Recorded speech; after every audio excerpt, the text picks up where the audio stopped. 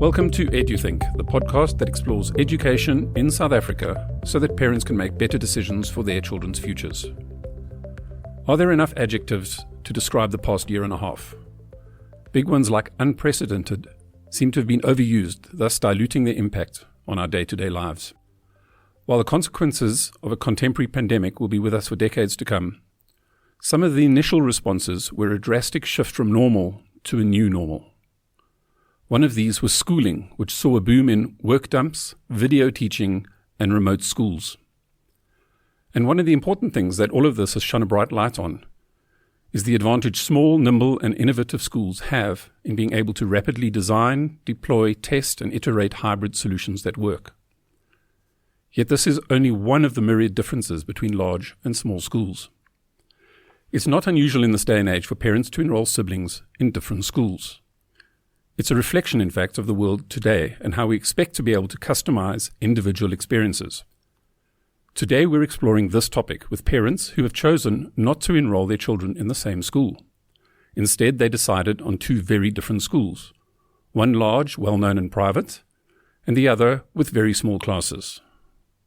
What we want to know is why they chose these. What was the thinking? What was the reasoning? Essentially, what is the difference that made the difference? Joining me in this studio are EduInc Headmaster Gershom Aitchison and three parents who have done just this. Thank you all for your time and willingness to share your story and journey with us. Welcome. Hello. Hi. Hi, Gavin. Let's kick off with you, Gersh. What is hybrid learning? Firstly, thank you very much for you taking time out of your busy days and your schedule to come and talk to us today. I think that the conversation we're going to have is very valuable. I think that a lot of parents are going to find value in the information and the stories that you're going to share. And I'm hoping that it generates a lot of thought and discussion when they are thinking about schools, about moving schools and things like that. So I'd just like to say thank you to Creina, who has a son in grade 10 at EduInc, and Debbie, who has a son in grade 5 at EduInc, and Mandy, who has a daughter in grade 10 at EduInc. And as Gavin has said in the introduction, they all have siblings at other schools for different reasons, and that's something that we're going to explore today as well. Welcome. Thank you very much for your time. Hybrid learning is a learning space where students can be in a classroom experience, in a learning experience, either digitally or physically, and it makes no difference to that learning experience. And there are a few combinations that can happen in that space. The learner can be digitally in the classroom, while other learners are physically in the classroom, with the teacher physically in the classroom. The teacher can be digitally in the classroom with all the learners physically in the classroom, or the teacher can be digitally in the classroom with some learners physically in the classroom and other learners digitally in the classroom. Hybrid learning is synchronous. It happens immediately, and it's face-to-face teaching. Unlike online learning, which is asynchronous, where students can do the work at their own time and at their own pace, and there's certain deadlines when the work has to get done. There's very little face-to-face contact with the teachers, and a lot of the content is pre-recorded, and the students have to work through it at their own pace, and they have to manage their own time and use their own discretion on how they're going to get the work done. So how do you do that? Have a teacher digitally in the classroom with some kids digitally present and others physically present? Creina, at the end of last year, we went through a very rigorous design process with the teachers and some external people to get an idea of what a hybrid learning space would be. And we did that, and we prototyped it so that we could see what would actually work. We had an idea. And what we found is that there were three elements to creating a hybrid space and making it very effective. The first was we identified that there's technology for communication. The second thing we identified is technology for work. And the most important is we identified technological behaviors. And if one of those three elements are absent, then the system collapses. It doesn't work effectively. So in a classroom situation, a hybrid classroom situation, technology for communication is one of the most important things. And initially, when we started the design process, conceptually, we thought that there would be two monitors in front of the classroom, one with the students on a meet and one with the teacher presenting work that needed to be done. But the teacher couldn't see the student in the classroom. So that second monitor actually moved to the back of the classroom with a webcam on it that allows the students at home to be the student at the back of the class viewing the entire class situation. And it helped create that immersive experience for the students who are digitally there. It also made sure that the students digitally were not lost to the teacher. They could see them physically in the classroom, even though they were digitally portrayed in that space. If they put their hands up, if they spoke, and if they were engaging, the teacher could still see their body language, still could see what they were busy doing, and their classmates could see that as well, and they could see their classmates engaging in that space. The biggest challenge in the communication was actually the sound, because the assumption is that a webcam can do that, but we have to have a boom mic in the classroom to generate spontaneous conversation. So when we are having a discussion, we'll say to the students, come off your mics, and then everyone talks as though they're present. And obviously the sound comes out of the TV at the back of the room, but it's capturing the entire conversation from the boom mic in the middle of the classroom.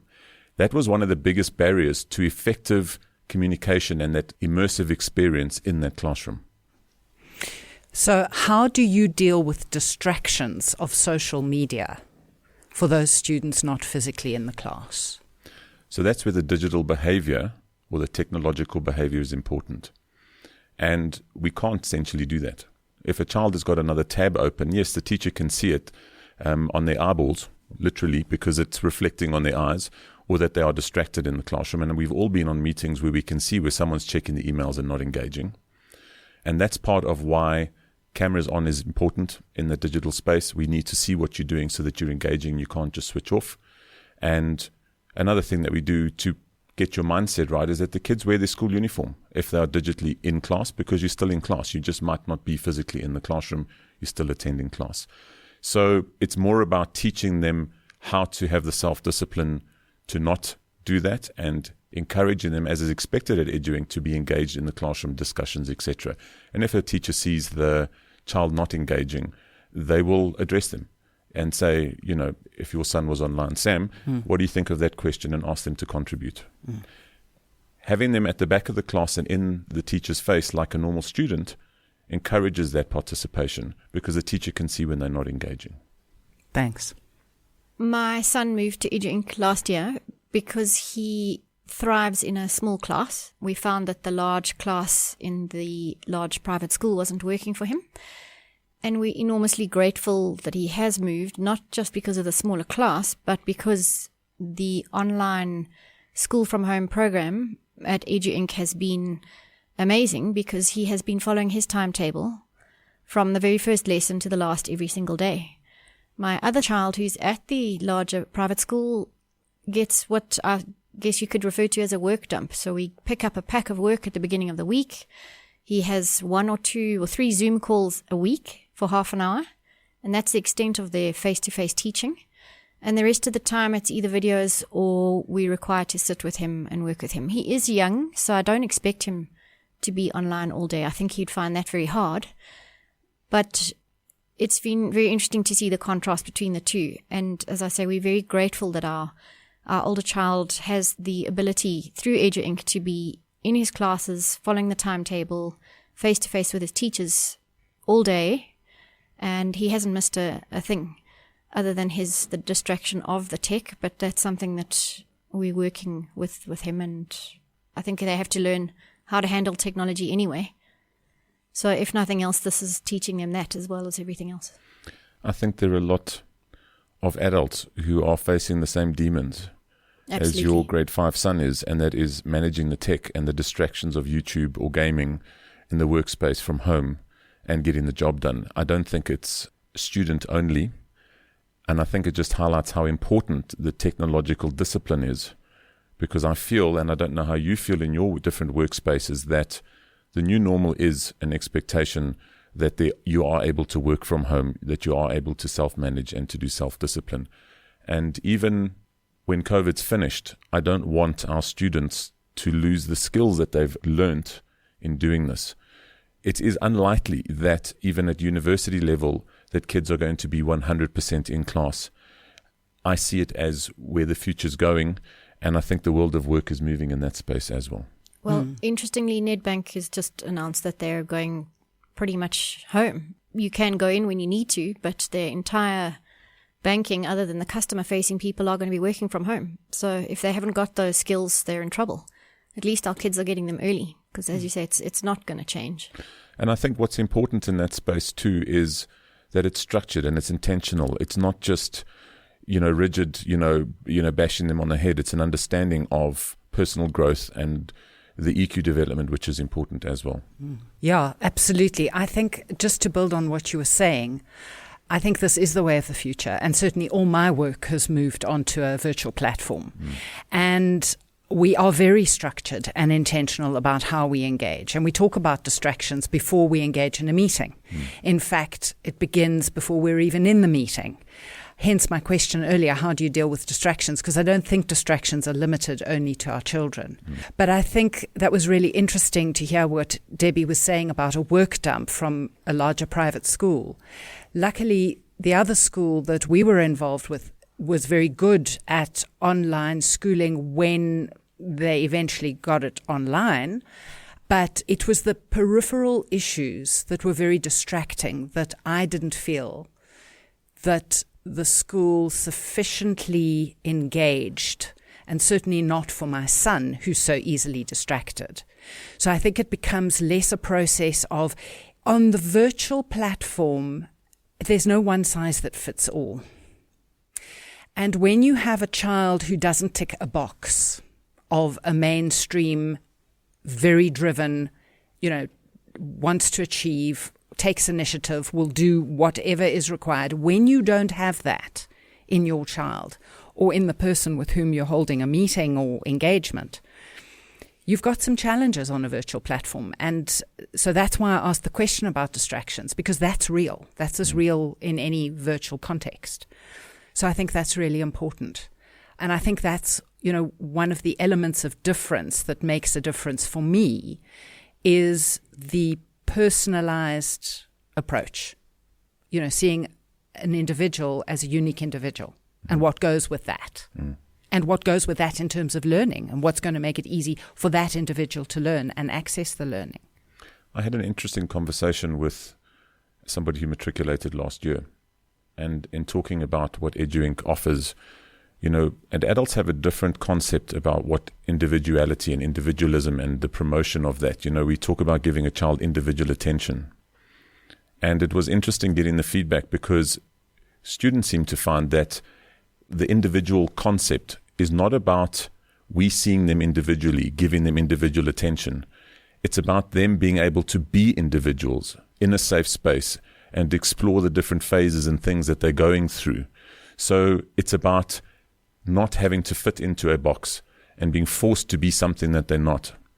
And it's an interesting view, because we're looking at it, the individual attention and being able to look at them, and they're going, no, that's not what's important about the individual side of things. It's about me being safe in a space to be an individual and explore myself as an individual and the uniqueness of that. Yeah. Absolutely. What I can also say is the joy of the smaller classes with EduInc is you don't have 27 children on a Zoom call that I know some of the schools are doing. So I don't think there's any easy decision here on the online learning. They're trying to keep the children engaged, but you have one class teacher and 27 kids, so she can't even see your entire class. Whereas at least with EduInc, we know that the classes are small enough that there's one-on-one engagement at all times, and they can keep an eye on the little guys, especially ones like mine who are distractible. It certainly has been an advantage in the current circumstances, where EduInc's class size of 10 students has definitely played a role in that. And in the younger grades, it's even smaller, the student-teacher ratio, which we protect and curate deliberately because it has so many advantages. Debbie, one of the things that you said was that you moved your child to EduInc because of the small classes. And I'd like to dive in a little bit deeper. There's a lot of studies about class size and the effectiveness of different class sizes in a learning environment. What are the advantages been of the small classes for your son? I think he was just getting lost in the bigger classroom. He was being left behind, and I don't know that in a bigger class that a teacher can keep an eye on every child. And I think it's an incredibly hard ask to appeal to and stimulate the children who are are way ahead and catching on quickly, and then the children who are battling, where do they put their attention? You're losing half your class whichever way you do it. Whereas at EduInc, because the classes are smaller, the teachers are much more able to stimulate the kids whichever way they need to. So my son is excellent at some things and he battles in others, and the teachers know him well. They know where they need to step in and assist him and when they can let him run with something. And if they are working with him, because they're not a huge amount of other children in the class, the other students can get on with it without the teacher having to drop the ball with them. I know he feels heard, he feels special. It's just boosted his confidence immensely. And we could see that was what was taking a big knock in the bigger classroom. Something was mentioned earlier, like when we first started this, beginning of last year, March last year, that we had to all go home and start doing this. And Eden is very goal-driven for a variety of reasons. But my younger daughter, who is also at a big mainstream private school, she seemed to approach it very much like she was on holiday. Until eventually, I also had Eden complaining. This is not what she wanted. She wanted to go back to school. She wanted to see her friends. She wanted her life back. And I said, well, sweethearts, there's no earthly point in complaining about this. I'm not controlling this. So everything happens for a reason. You're about to learn an amazing new skill. I don't know why you're going to need it. I don't know why the universe started to teach you this. I'm telling you to run with it. You have choices. Both of them have got to the stage at school that I don't know what they're doing. The maths doesn't look the same. They don't even use the same words anymore to describe the stuff that we did at school. I have kind of outlived my usefulness from an education perspective. So you need them more than you need me here for an education. I'm in my 40s. I'm done. It's your turn. So you can wander around the house, watching TV, making excuses, lying, slothing about to your heart's content. I'm not the one who's going to fail. Grade, what are we in? 8. I'm not going to fail it. You are. And if this goes on for a decade, or even 4 years or 5 years, you will do yourself out of an education, not me. So you need to approach this as something that you want to do, and I need you to get your brain right. You don't sit in front of your laptop and do what you need to do and learn these skills in case you get punished, because that does nothing. It's like eating a salad because mom's going to shout at you that your pants are tight. You have to want to eat the salad for yourself. Because what would you do if I'm dead? Just get fat? That's silly. Mm-hmm. So I need you ladies to approach this as if it is something that you want for yourself. Everything required has been provided for you. How you work with this has got to be your decision. I'm not going to police it. I'm not going to monitor it. Should you choose to fail the year because you can't work on your laptop, those are your choices. And you can't say, yes, but it doesn't work, because 30% of your class got their act together and they got it to work. So therefore, there's nothing wrong with you. You do it. So I'm not going to bother you. I will pass your room and say, goodness me, painting your nails again. Was there possibly a maths lesson this week at all? And if you lie to me, that is also fine. I shall simply keep walking. I'm not interested. You need to take care of this. I can't police it. I don't want to police it. I don't like me as a policeman. And neither do you. So, Mandy, when did that conversation happen? Within the first 2 weeks of online schooling. EduInc got their ducks in a row so fast. The other school, a super-duper tech school with the super fancy, highly expensive, we do not negotiate, you will have this machine or die attitude. They took a bit. I was amused. So it was in a week of that. And I was watching, Eden, as good as she is, she also needed to be pointed out, stop whining. Or whine a bit, but allocate a whining time and then get on with it. Mm-hmm. You're going to do yourself a disservice, not me. And 18 months later? Eden is running with it. They both want to go to school. They want their friends. Sure. They want to giggle. They want to do things. My kids have unlimited access to their phones. They have unlimited access to data. I'm also not willing to police that. These are the sites and conversations I would prefer you did not have online. I don't know how to work your phone. So if you're indeed doing things on your phone that you should not, I'm not involved. I can't be the policeman all day, every day. I refuse to go through your phone. I refuse to hack into your computer. I don't know what you're doing on that thing. Just don't do anything stupid. So your question was, and now, both my kids have seemed to have got their ducks in a row. The younger one, yes, I think a firecracker got lit under her chair as well. But still, she spends a lot of time during the school day wandering around aimlessly, rummaging through the fridge, painting her nails. There's a lot of nail polish in my house. She paints her nails. She's on the phone with her friends. If you dare to knock on Eden's door, you get a death stare. And why is that? Because Eden is working. And Eden is so focused. And she's also not left alone. Often I say to the younger one, why the hell are you downstairs again? What are you not working today? Have you got the day off? And she'll say, oh, no, I'm in class. Well, that's interesting because you're not. You're in the kitchen and you're in the fridge again. And she'll say, oh, no, it's this lesson or it's that lesson or it's a service of some description. Do they not know you're there? Oh, I couldn't be bothered. So something of what you've said has resonated with Debbie. Yeah, absolutely. One of the things when I was thinking about what's worked with the online program with EduInc is most certainly the routine. Yeah. I think children need routine. They get up and they're at their computer at 7:30 and they're following a timetable. So they didn't have the fear that a lot of children had when they were told, here's your work, do it in your own time. I think it's a big pressure to put on children, especially when everything else is falling apart around them or feels like it might be. The one thing that EduInc gave all the children is that structure and that, I mean, they knew they had to be in class. There was no question about it. Get in your uniform and sit down and go to school. And EduInc can see them. That makes a big difference. For Hayley, because the teacher actually doesn't know whether she's painting her nails or paying attention. Also helps. Yeah, and it's a non-negotiable, being able to see the person. Yeah. It's part of our human contact. Yeah, but because people know she's not there. Yeah. It's an issue. So she's there. Whereas the other kid, nobody knows where she is. In fact, she's never in the classroom. She's in the fridge. Yeah. No, just quickly, I was concerned. Obviously, we all were because we didn't know what we didn't know, right? Sure. We were standing on the precipice of the unknown, and I think we still are. But I was absolutely speechless. And you know my son, so you'll understand this. To find that he had responsibility I didn't know he had or felt. But he was up every morning, dressed and in front of his computer. I was absolutely speechless. So he loves schooling online.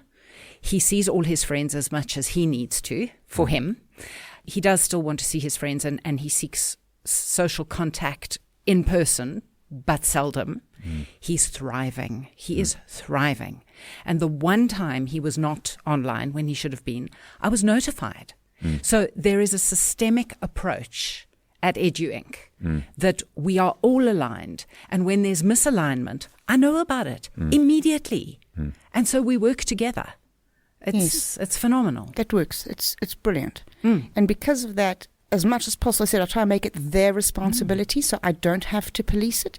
Every now and again when I'm notified that something has gone awry, I then know to ask her, and what's the problem?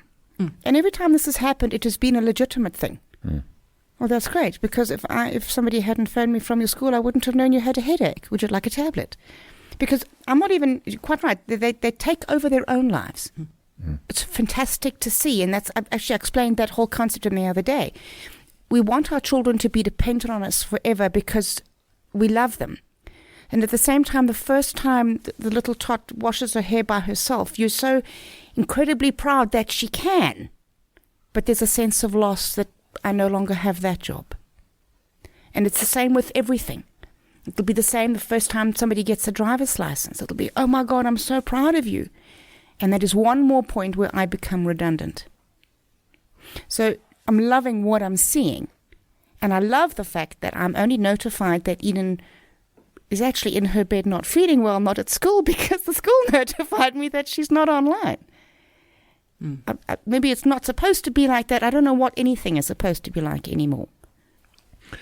I find it fascinating that parents and teachers can gauge their success with their kids by the level of redundancy that they have.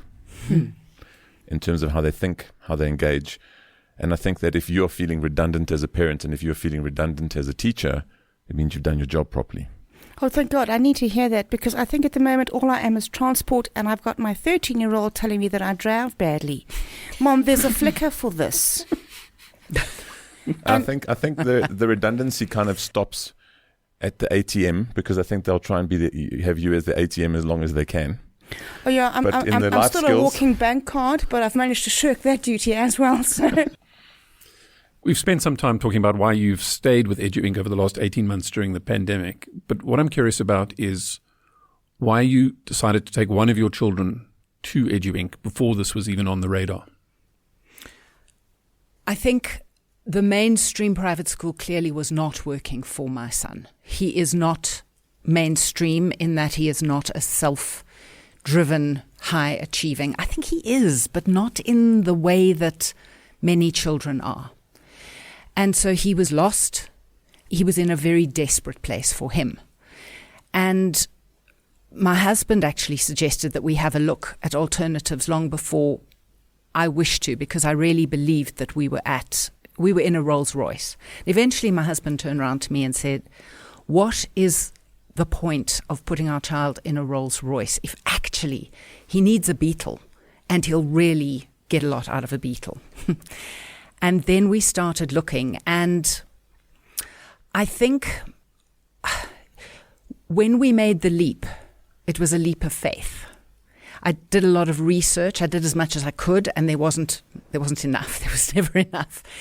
But we took the leap of faith. I think the trial week was exceptional. And I think that what started standing out for me was a generosity of spirit and time that for me started making a distinction between what I would call the practice of education versus the business of education. And for me, EduInc has been about the practice of education rather than the business of education. And how I've seen that play out over these years now, I think we're on to 2.5 years, goes quickly, is that firstly there's absolute transparency with regards fees and monies asked for. And there's not a continuous conversation that happens throughout the year. So you know what you're in for at the beginning. And at the end, that's what you've been in for. So that's the more transactional level of business and practice.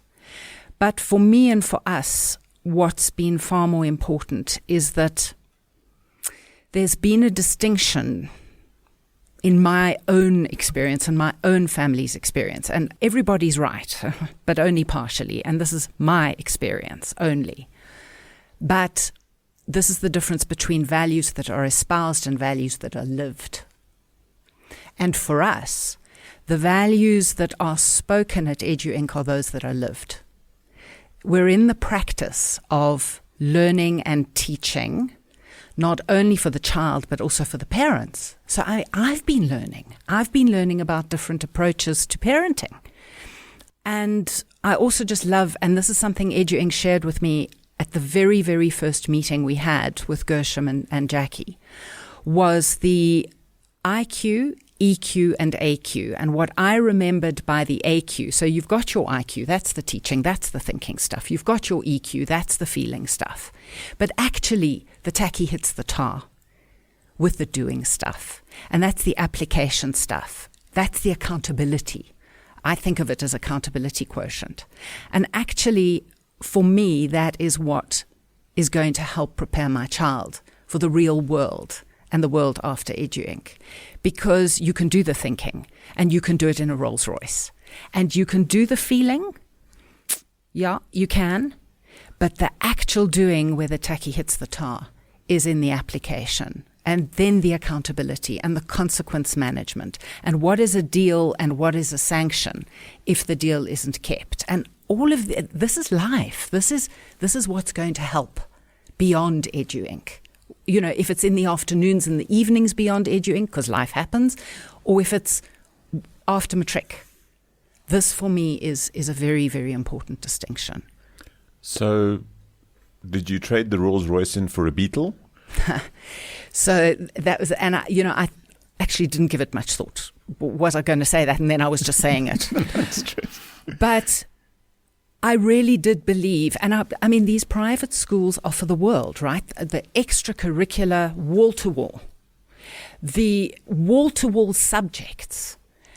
But if you've got a kid who has no self-confidence or sense of himself in a robotics class or a whatever, you can't access these things. And I don't feel we've had a trade-in, not for my son. Not for my son.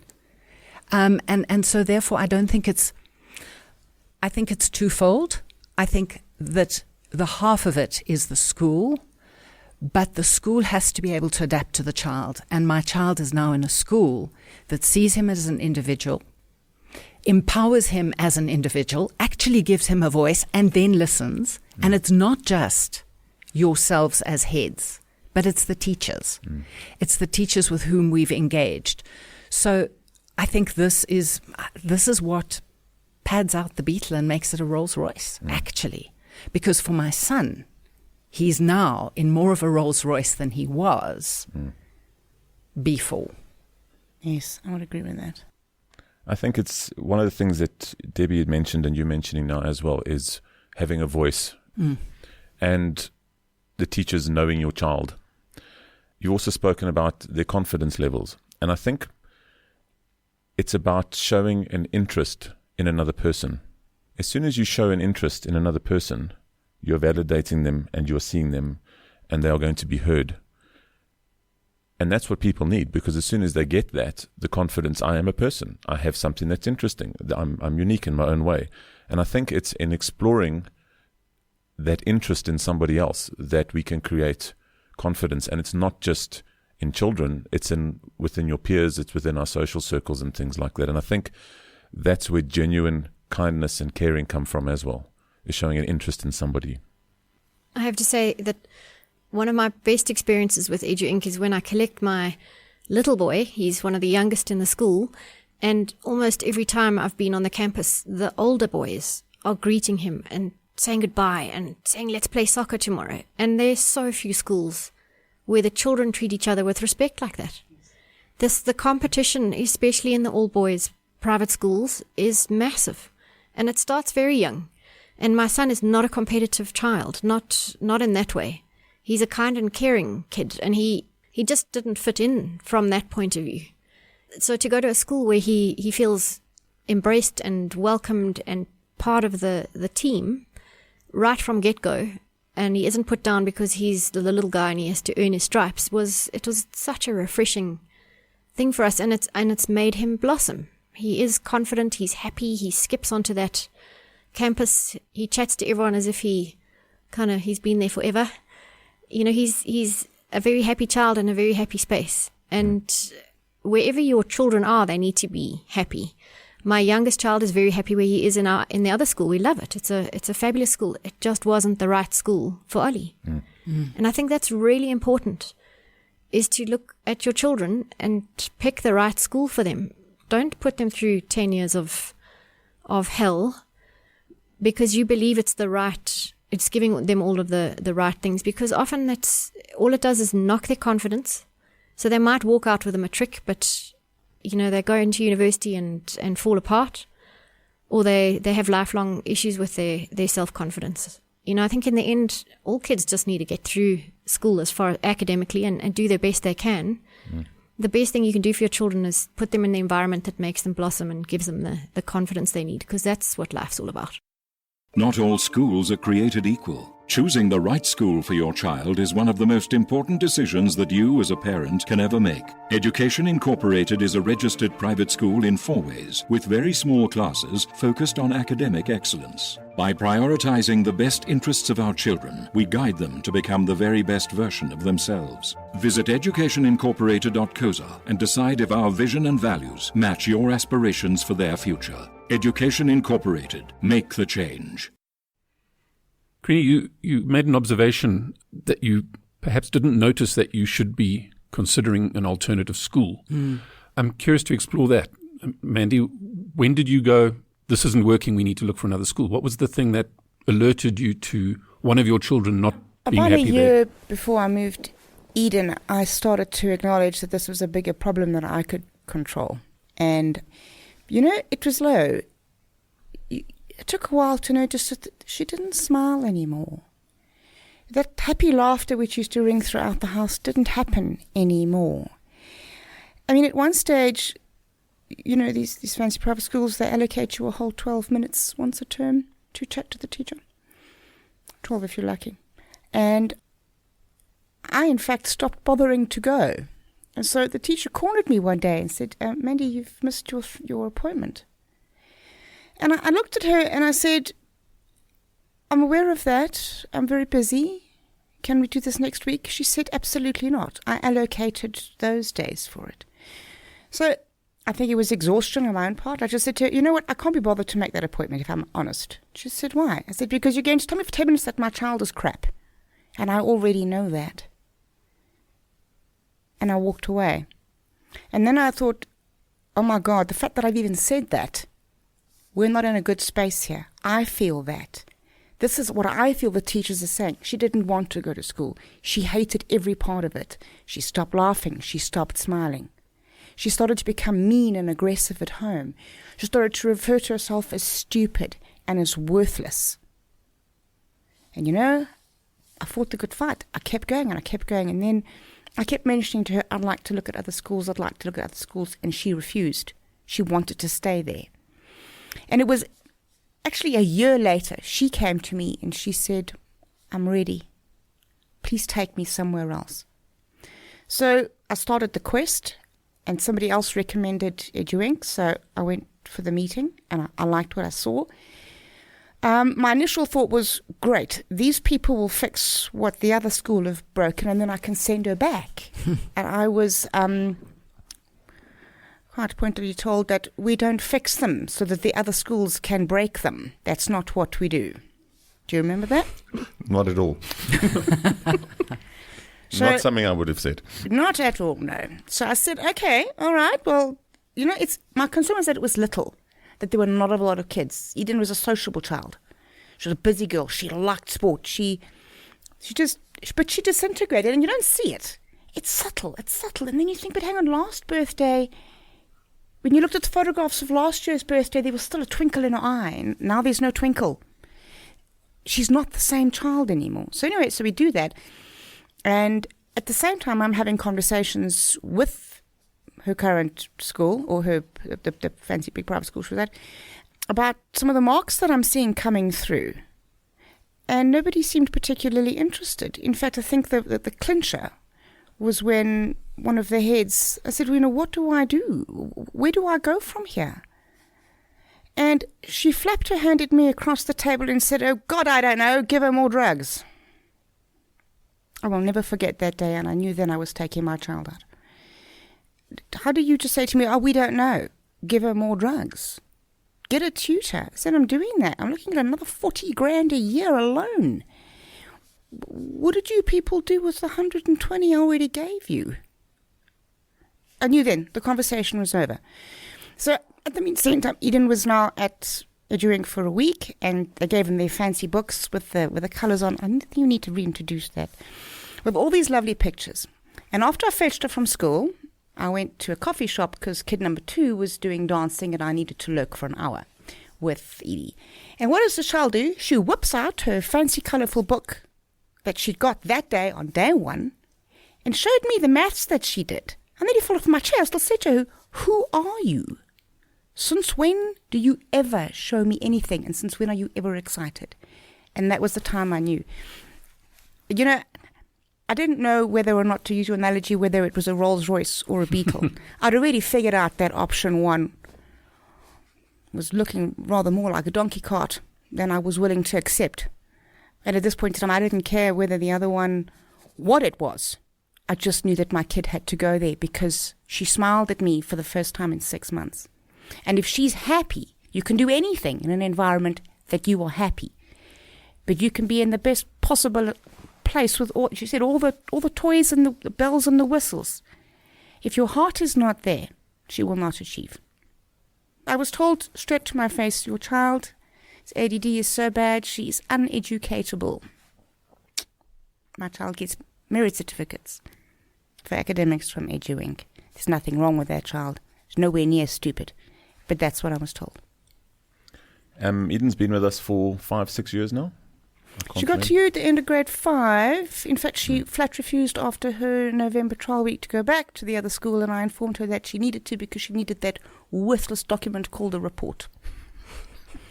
I had to bribe her. I think I had to buy her stuff from Lou Harvey to get her to go back there. Sure.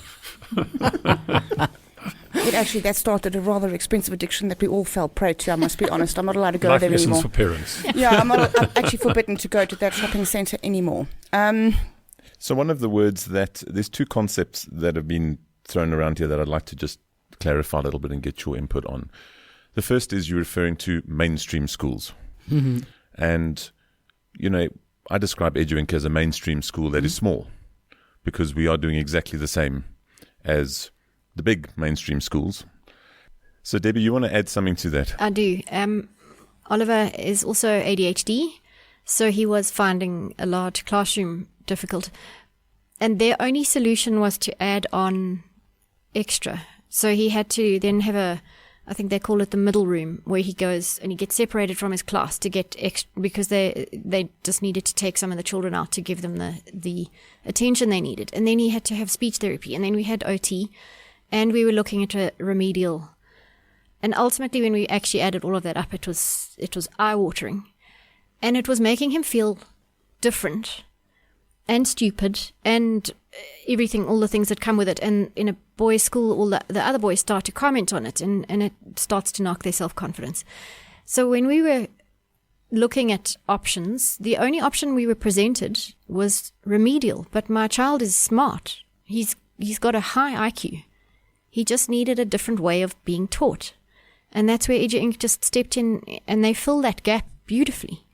You know, it's a mainstream, quite high-pressured school, but the pressure's put on the kids in the way that they can handle it, and when they rise to it. You bring the best out of these children, you produce the most incredible results that you don't think your child can achieve, and they wouldn't achieve in a big classroom. Does she have a number? I don't know. I know that all the children do have a number. We have a system that I put in place when we started the school, but I don't know what the students' numbers are. The only time they get allocated a number and are known as a number at EduInc is for their final matric exams. And maybe that's the difference. Because I see what you're saying. You are mainstream. You're doing precisely the same thing. It's just there isn't 1,000 kids. So the second thing is that everyone's mentioned the social side of things. And one of the biggest questions that I get from prospective parents is, you're a small school, you're full at 100 students. Currently, you're sitting at 75. My child's a sociable creature. And, you know, Eden was sociable. Haley is sociable. I always say to them that the social element at EduInc is not an issue. Can you just talk a little bit about that? Because I don't feel that any of our children are sacrificing their social lives to be at a small school and get the quality education that they're getting. Again, you know, I believe very much in it will be as it is meant to be. There's an awful lot to do with divine timing. And Eden made incredibly good friends at EduInc. Yes, she's got 4 close friends. In the other place, she had 4 close friends as well. The way possibly I could look at it is that she had a pool of 70 kids to pick the ones she liked the most. Here, the pool was smaller. It doesn't mean that the 4 she's picked at EduInc are less marvelous. She would have picked the same 4 out of 100 girls. Those girls have been put in her path for a reason, and vice versa. And I'm very happy. In fact, the quality of friends that she's made at EduInc, I prefer them. They're nicer people. Their parents are nicer people. Are they all in her grade, or are there some in Some other are older. grades? Okay. Some are younger, and that's something else that you mentioned earlier, was that there seems to not be, if you're not in my grade, we can't speak to you. Absolutely. Everybody talks to everybody. I don't even know what grade half her friends are in, because it's irrelevant, because that's a label. I can't talk to her because she's a grade 8. How does that work? Is she a nice person? So those boundaries have been removed. I think it's also important to remember that your children don't have to be at the same school and in the same class with their friends incessantly. My little boy is very sociable and has his big class, but he tends to play with the same 3 or 4 boys anyway. People that make him happy. Oliver has kept in touch with his friends from his previous school, and we have play dates and birthday parties with them.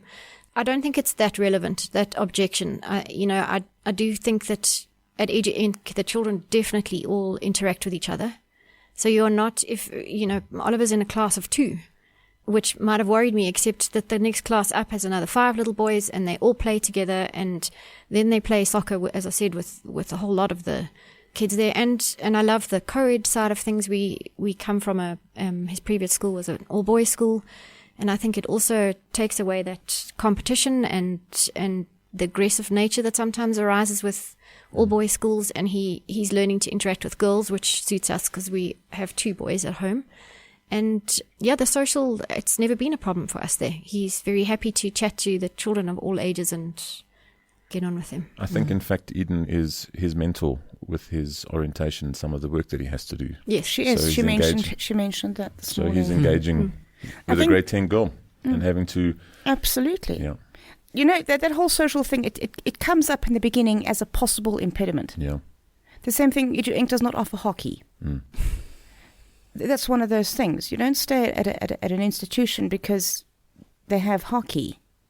So what does Eden do for her hockey? We simply enrolled into club hockey. So there's another social circle. There's another social circle, and that's what I said to her. These things are meant to be as they are. Yeah. Eden receded to such a degree by the time she hit EduInc. I mean, she still bleats about it, almost like it's a badge. I am socially awkward, she declares, as if I get to leave her alone. No, I do not. Well, I don't know a single teenager who isn't socially awkward in some way. I mean, well, that's what I said. It's not like you have horns, and you're fairly average looking. You're not ugly. Of course, I say that just to irritate her, and it works. But get off your chair. Go and do something. Go and do club hockey. Do something else. Do you want to join the gym? Let me know. Pick one. These are your options. And I know Oliver's engaged in other activities after school as well. He plays golf, and we have a soccer that he goes to every week. So, you can absolutely find sport elsewhere. Yeah. I was amazed at how many children at the previous school were not only playing the sport at school, but were in the club anyway. So... it's not, they're already doing that anyway. So I wouldn't see that as being a barrier to entry to going to Not at all. It's perceived as one. But when you get there, it's actually not an issue. Yeah. It's a process, man. It's a process. So, Creina, you wanted to add to that? Yeah, I don't think the social aspect is a barrier at EduInc. In fact, I think what EduInc has certainly done for my son is taught him how to... that there were barriers, but they're invisible. The barriers of class, as in different grades, and the barriers of gender. Well, my son came from a co-ed school, so it wasn't new, but they're just a bunch of kids. And so he speaks of kids from different grades equally. But I think the thing that has really worked for Sam is that his friends are from his sporting clubs as well, which he was involved with before he joined EduInc. Yeah. And that's, if anything, not forced him to, but placed greater emphasis on more friendships there, potentially, than at school. Yeah. But not really, because he also only had he has 1 or 2 really close friends, and that hasn't changed. Well, I see from our social events, and when we're hosting social events, the number of kids coming from other schools, that the social circle isn't just EduInc. Social media has certainly made this generation's ability to socialize outside of the school environments a lot easier, and a lot of them do stay connected, and we see that when we have our social events and things like that. I think sometimes the objection over the school, over EduInc not being a big school and the social side of things might be a fear coming from the parents. They don't want to lose their friends. Because you do tend to socialize with your children, or your children make friends with the parents you socialize with. But I just want to say, don't ever let something like that stop you from moving your child to the right school for them. It's not a valid issue. And do you think that the trial week, which is a long time to be taking them out of the school that they're currently in, was an important part of the process to finding the right schooling environment? Yes. Creina, you nodding your head.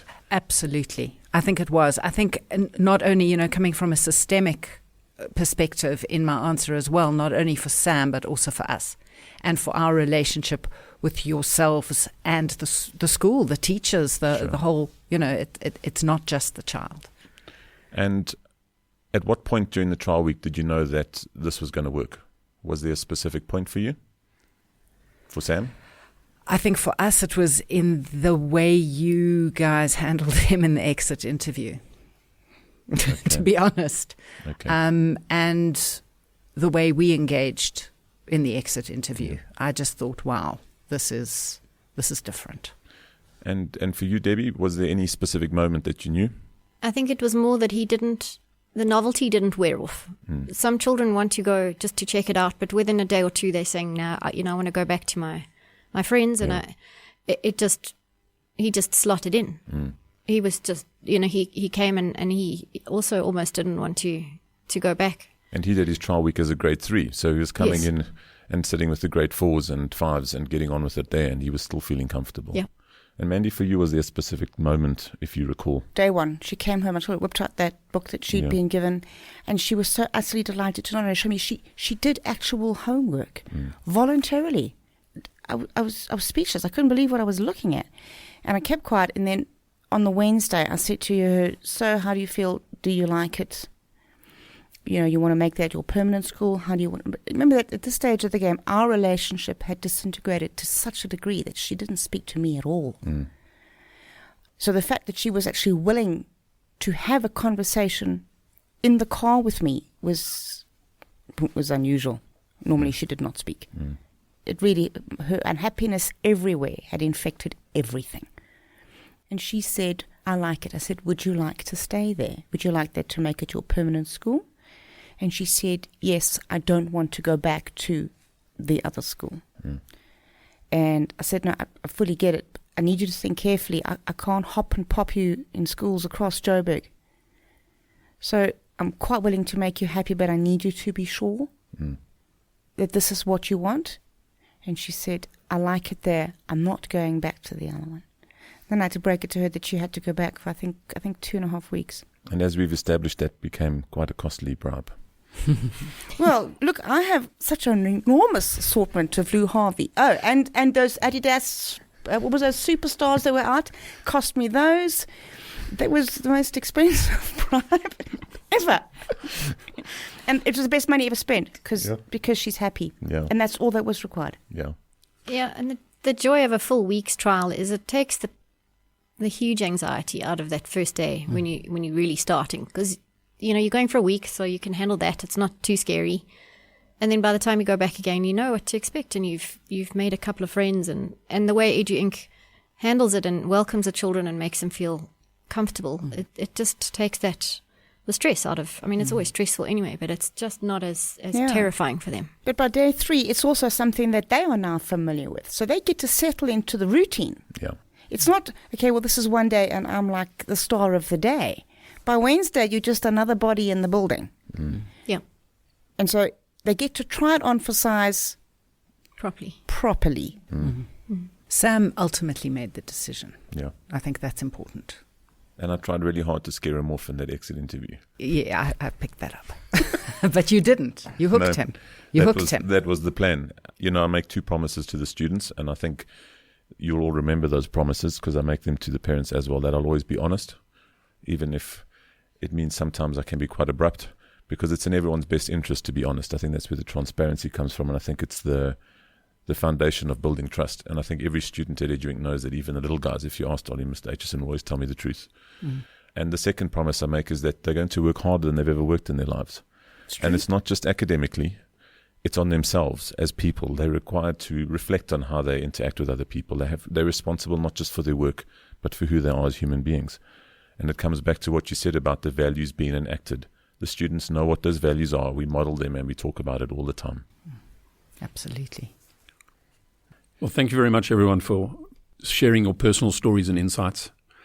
What I'd like to ask in closing is, the thing that's niggling for me is how slow and insidious the slide was to a point where you noticed that a change was needed. I think that's worrying as a parent myself. You look back and say, why didn't I notice earlier? So if you were to tell your friends one piece of advice, what should they be looking for continually that's a warning sign that perhaps a change is warranted? I'm not the most gentle, nurturing human being. So my normal response to anything that doesn't work for me is I'll pour energy and or aggression at it. I will always not like the memories of who I was those 3 years. I did damage. I don't like that part. Actually, it was just breakfast. I was in the kitchen and I was making her eat her food, and she wouldn't eat her food. And this was every day, all day. And I heard a woman shrieking the most abominable language I've ever heard. And it was this feeling. I suddenly saw my kitchen from the ceiling, and I saw myself and the rictus that my face was pulled into, and I saw a child with utter terror and such immense sadness. And it took a split second for me to realize that what I was looking at was my own home, and it wasn't 7 o'clock, and I had used every filthy word I'd ever learned. And I snapped back into reality, and I put what I was doing down, and I closed my mouth and I walked out the room. And I knew that no child deserves to be spoken to like that by the woman who's supposed to love her, and no woman who's supposed to try and parent. Nobody deserved to feel the way I did. There was something so massively wrong, and I didn't know what it was. And it was a soup. It was a horrible soup of so many things. You must remember that when your kid is told she has ADD, you blame yourself. What did I do wrong? What is wrong with me? We all believe that our cherubs come out utterly perfect. I can tell you now, categorically, I have the most beautiful daughters in Joburg. But then you also think that about yours. I can tell you now that you are wrong. Mine are better. It takes a while for you to realize that your children are also flawed human beings like the rest of us. But I took all of this personally. So this ended up not a journey of Eden's ADD and changing schools. This sparked a journey of my own perception of self. So here I'm trying to deal with the fact that my kid is thick and can't pass grade 3. And at the same time, I'm unraveling my own issues. And the poor little onlooker on here is that golden-haired little 3-year-old who's watching mum turn into an animal. And that was when I knew, I don't know what needs to be changed, but I got to rip this whole thing apart, because this is not life. And I think the moment I acknowledged that something was wrong, individual things started to come to mind. That's when I started to notice nobody smiled anymore.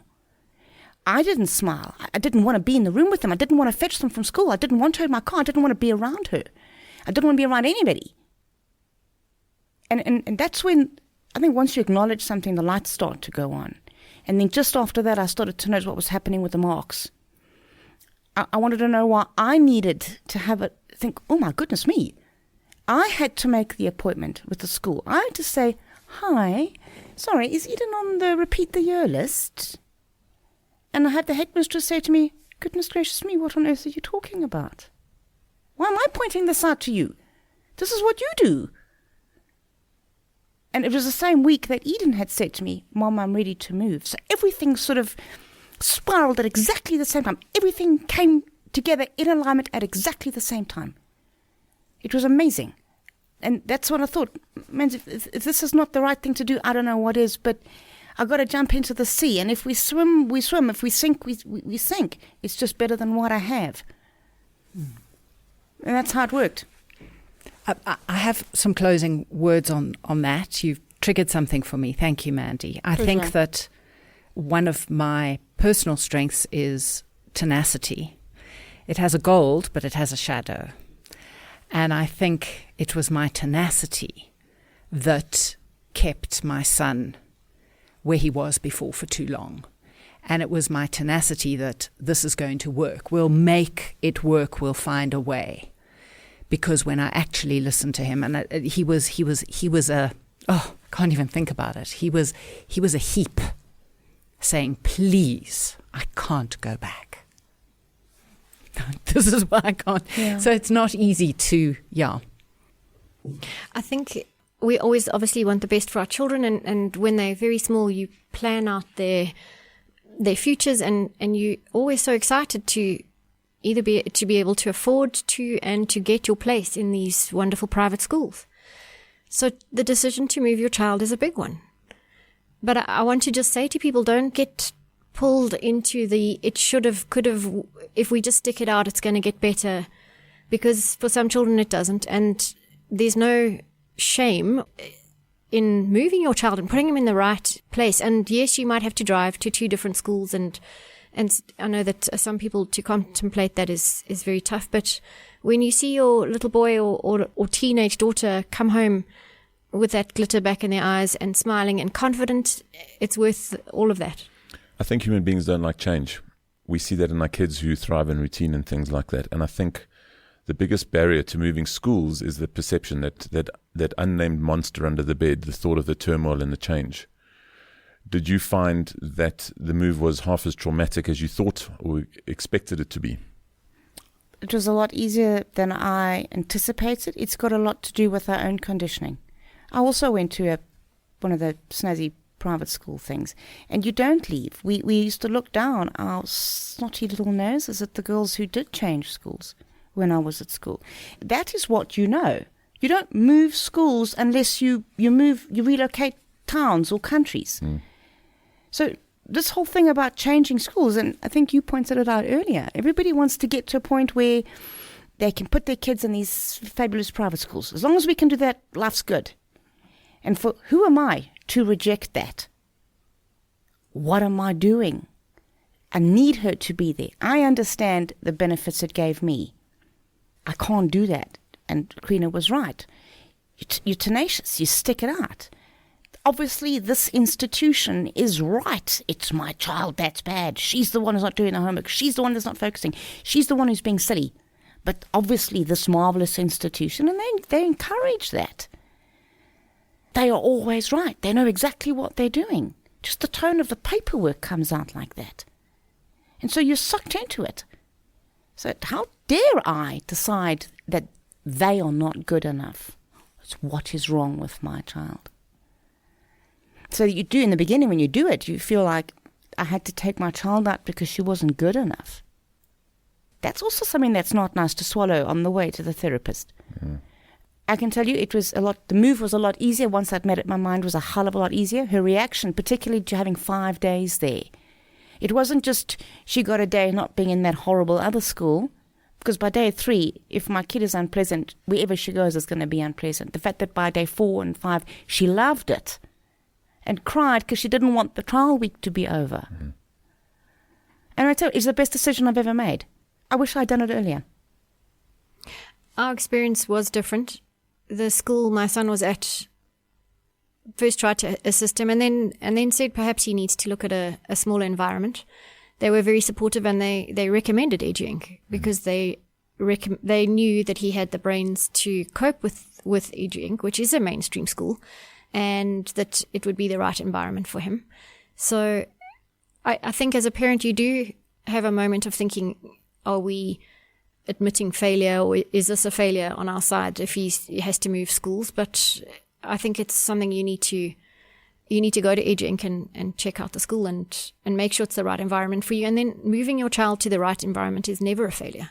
Your failure as a parent is when you leave them in the wrong place where they don't thrive. You know, EduInc is as much a fancy private school as our previous one. It's just a different environment. And it's more suited to my one child than it is to the other. And I would like more parents to embrace that your children are different and that they deserve to be in the environment that really works for them. Oliver's got this fabulous engineering type brain and spends as much time as he can in the robotics lab and on the 3D printer, and it's not something his previous school could provide for him.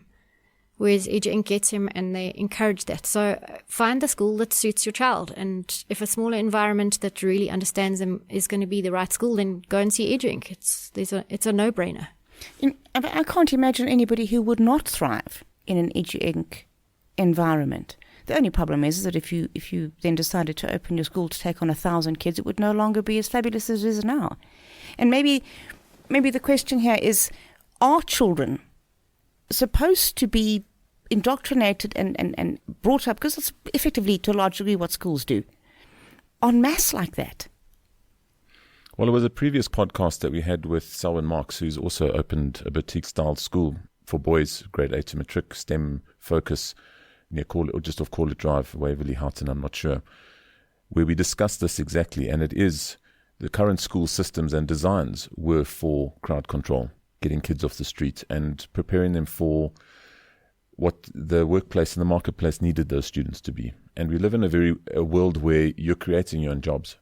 I'm very excited that the hybrid solution allows people to work for an esteemed overseas Google or gaming or tech company or something while sitting in South Africa, because we have the bandwidth and they can do all their meetings. Yeah. It opens up a lot of that scope, and one of our board members lives in the UK and contributes as meaningfully as if she were living in South Africa, because we are able to do that with the hybrid solutions. Yeah. I think my last comment and thought on this is, it's very clear, Mandy, that you had to challenge your own ideas on education, your own historical journey in education, and before you could deal with your children's journey in education. And my last challenge to parents is that everybody has had an educational journey, and we all bring that, even teachers, into the classroom and into our journey that we bring with other people, because we all behave and act based on experience. Yes. And I think it's an opportunity to put your educational journey on the shelf and examine your child's educational journey, which is independent from yours. And that's, I think, when we get to the place where we start making the best educational decisions for them. Yes. And that's what EduInc's there to do, to partner that journey and help people through the process of determining what that educational journey is. Absolutely. It's a lovely place. Creina, Debbie, Mandy, thank you very much for taking the time to share your clearly heartfelt gratitude towards EduInc. Thank you very much for being such supportive parents and for being part of our team. And I know that your other private schools are very lucky to have you as parents as well. Thank you very much for your time. Thank you. Thank you. It's a pleasure.